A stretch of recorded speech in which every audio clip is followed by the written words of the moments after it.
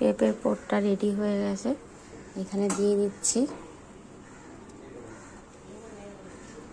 পেঁপে দিয়ে পনির বানাচ্ছি।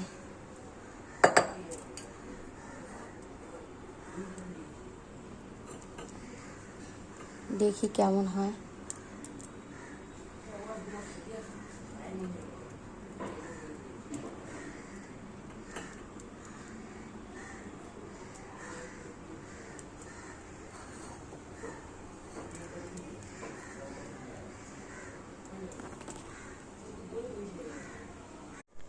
প্রতিদিনের মতন আজকেও চলে এসেছি। আজকে শনিবার, আজ রান্না হয়েছে বটবটি দিয়ে ডাল।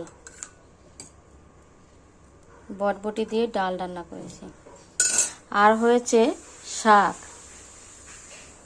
আর রান্না করেছি আলু ভাজা, আর করেছি পেঁপে দিয়ে পনির বানিয়েছি। পেঁপে দিয়ে পনির বানিয়েছি। দেখতে অতটা ভালো হয়নি, কিন্তু খেতে কিন্তু দারুণ হয়েছে। আজকে এটাই করেছি।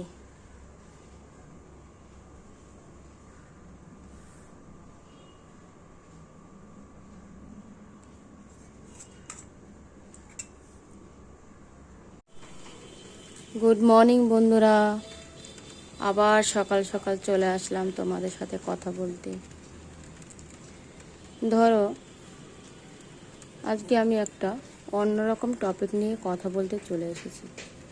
ধরো বাজার থেকে একটা মাছ কিনে এনেছে, সেই মাছটা তুমি ভালোবেসে যত্ন করে রান্না করেছো, সবাইকে যখন খেতে দিয়েছো, তুমি জিজ্ঞেস করেছো রান্নাটা কেমন হয়েছে।